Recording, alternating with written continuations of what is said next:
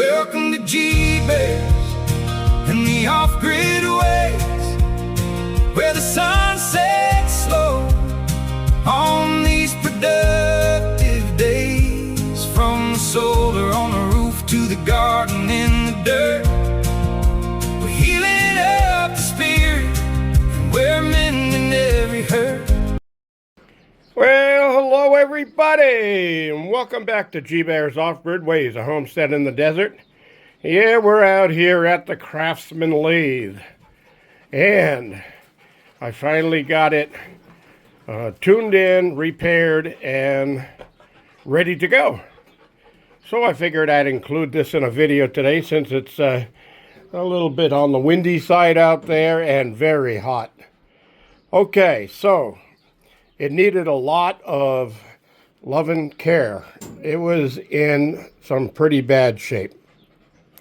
One thing was, this is the auto feed lever, and it was frozen. It would not move no matter what. And I soaked it with penetrating oil, and I got some oil down in the oil feed there, and didn't make much of a difference. But finally, I got it to free up, and it's working, and I'll show you that in a minute. Here, the part that was missing, it was a lever, okay, and I made this one. This is a 5/16 by 4-inch bolt, and this is one of those plastic knurls or balls that go on the end of those little bungees that you use for holding down tarps. And I had an extra one in the drawer, so I filled it up with hot glue and pushed it on over the head of the screw, and it works just fine, as you can see. Okay, now that's the auto feed for in and out on this. Okay, so that's all taken care of. All of the increments were completely, all of them, they were all completely covered where they were unreadable. They were filled in with goo and gunk and you name it. Every single one of the oilers was completely dry. So I had to oil everything. All right, even in here, there's one all the way back there by the drive pulleys that had to be oiled. Now this is supposed to have a little knob on it here, but it's also supposed to have a pad underneath here to keep this from making noise. But I've got it running smooth, so it's pretty quiet right now. Now I put a piece of steel stock in there, a piece of round stock, and I gave it a test. And as you can see, I've got some metal shavings here. Now one thing I like to do is I like to get a Neo magnet and I put it in a Ziploc bag, and I'll stick it right here on the platform. And what that does is while I'm cutting, it'll catch all of these little pieces of metal. Then I can lift off that magnet and dump those into a bucket rather than having them all over the ground, because this is a dirt floor in here. All right. So I also added this tool holder piece of angle iron here. I brought out all of my other bits that I had in the other container, and this one is what they call a cutoff bit. But this is not a store-bought cutoff bit. This is homemade. That was actually the blade in there is actually an old blade from my wood planer, and I milled it down to the right size and cut an angle on the end. And what that's for is if I want to cut off a silver dollar piece off of there, I would set that tool up in here and start running it into there and cut it off. All right, now my counter here for the threading, I've got that all worked and connected, so that's working. The bed was really in sad shape. I cleaned it all up. So that's all ready to go. And I did, like I said, I did try it. Now this is a 4-bit chuck, and a 4 chuck is not self-centering. So you actually have to center your stock in there manually. And I'm going to show you down the line, I'll show you, it's not as hard as it sounds. The 3-jaw chucks, everything works. These don't work independently. Everything works at the same time, so they self-center the stock in there.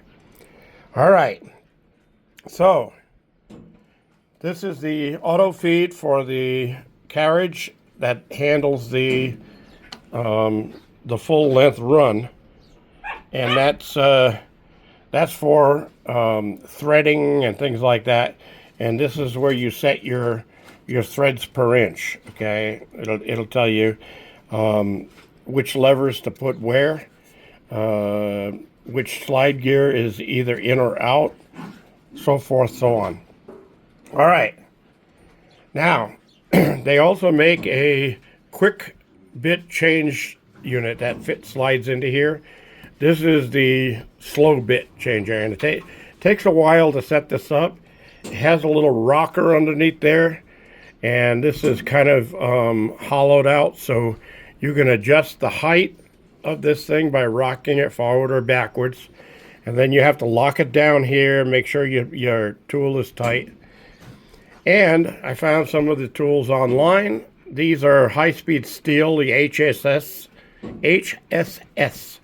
high-speed steel tools, and they work just fine. I learned how to grind those back in the 1960s, how to make different shapes of them. And like this one here, this would be a left-hand cutter. Okay, this one is a carbide indexable. And I don't really like the carbides, but they were on sale, so I had bought a set of them, and that's them right there. And there's a tool to take the tips off, and you can rotate them around. And hey, Braveheart, give it a break. Sorry about that, guys. So anyway, you can rotate those around, but I found those to be really brittle, and they snap pretty easily.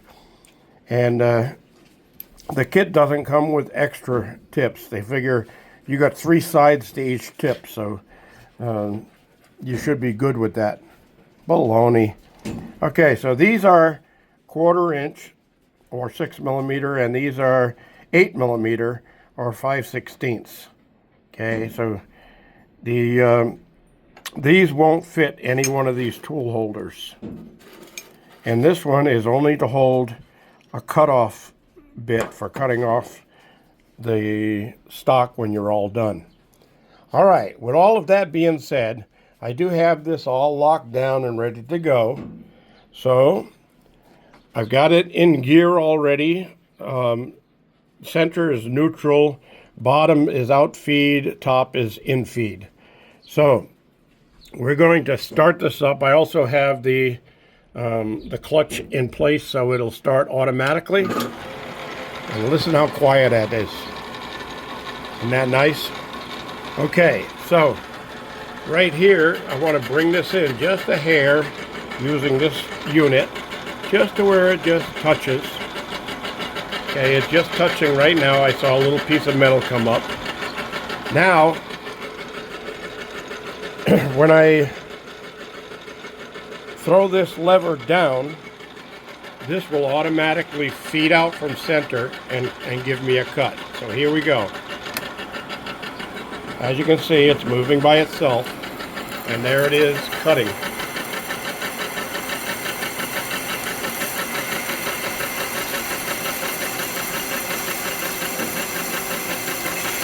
And once it gets all the way out past the unit, I can shut it off and shut it off up here. And we'll come around here and look at the nice cut it made. Isn't that nice? So, this one actually moves the whole carriage down the length of the bed. Okay? So I was telling you that that's the auto feed for this to go in and out. This one is the auto feed for it to ride along the rail.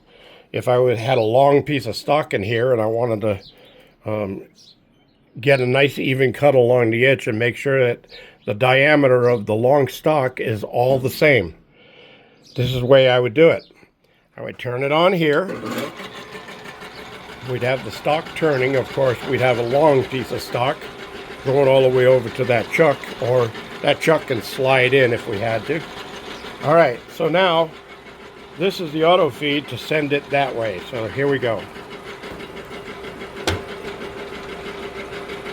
As you can see, it is turning. Okay, now it's turning very slowly because I have it set on the slowest speed over here. I didn't want it to go too fast. But you can see that this is turning by itself. So this is coming in. Now if I place this tool right here and give it about a 1/4 inch gap, you'll see it come over and start pushing the tool. There it goes. So that's a slow speed for getting a nice cut on the diameter. If I was going to be cutting threads, I would have these settings faster by moving these two levers so that this would go fairly quick each time. And I would set it in and then set it out whenever necessary. And this little thing right here would be my counter. It would count the distance of how many threads I'm running. All right, this nut is to lock this thing in place. If I was trying to make precision cuts on my stock and I didn't want this thing to move or chatter on the carriage, I could move it into place and lock it down. Okay, now this lever, I've got to shut this off. If I wanted to reverse the direction of the chuck, this lever pulls out. Okay, as you can see, it pushes in and pulls out. This gives you the spindle speed shot for that. Okay, and this tells you where to have your belt set on there. Now this is in gear, so I'm going to put it in neutral now. So if I start it up, this will not turn, as you can see. Okay, remember, it's been about 60 or more years since I've used one of these. Although I have used the Chinese made one, it doesn't have all of the bells and whistles that this thing has. This thing is fantastic. I'll be able to do some really nice work on this. And no such thing anymore as saying, I can't find that part. Nope, I'll make it. That's just the way it's going to be. The other little Chinese one I've got in the other container is going to end up being for milling only. I will not be doing any more lathe turning on that. Well, maybe I might if it was just a simple thing like cutting a bolt down to a shorter size or something like that, where I don't have to go through all the setup on here to do it. Just a quick clamp it in, cut it off, and done. All right, so that's the story. So I've got some hand cleaner here. I got my WD-40 and my other penetrating oil. I've got my regular motor oil there, and I got my oiling can right here. So you got to make sure that you oil all of these fittings. You see that little hole right there? That's an oil hole. And these things have to be oiled on a regular basis because the oil will use gravity to run out. And if you want to keep your machine running in good condition, you really have to make sure that you oil these things on a regular basis. One that everybody forgets is back there. You can see that little cap back there. And that's an important one too, because the shaft that holds those pulleys right there, the shaft that goes through there It doesn't have roller or ball bearings on it. That has brass bushings, not bearings, bushings. And if you don't keep that well oiled, it will wear those out in no time. And this thing will not be accurate. It'll have chatter. All right? So that's it. This lever rotates these gears down here up against that one. There is a little wear on these gears because they didn't keep it oiled. But got oilers here. I oiled everything. I kept it nice and clean. Now I got to get me some gunk spray and clean these gears off because they've got some grease setting in down at the bottom of them. And I'll use a toothbrush to clean each one of those teeth out of there and make sure that it's nice and clean. Okay, so here's some more high-speed steel. I ground this one yesterday to be a right-hand cut with a round nose on it. That round nose gives you a nice smooth cut over a long area, but then you can rotate it like this angle, and you can use that point to cut off or taper this down right here. You could taper it down a little ways using that point going in. So here's a brand new one right here. Hasn't even been ground yet. That came with the unit. And I've got these others here that were already ground. That's lathe work 101, everybody. And with that being said, I also want to say, I think tomorrow will be a good day for me to do Simply Solar 104. Something that everybody's been waiting for. That's pretty cool, huh? Yep. Anyway, I did the What Is It Wednesday short video earlier today. And there's the tools I used. There's one sitting right there. So any of you who watched that short and are watching this now you know what it might be. So get to it. Get over to the short and put your guess in as to what it is. This is G Bear signing off.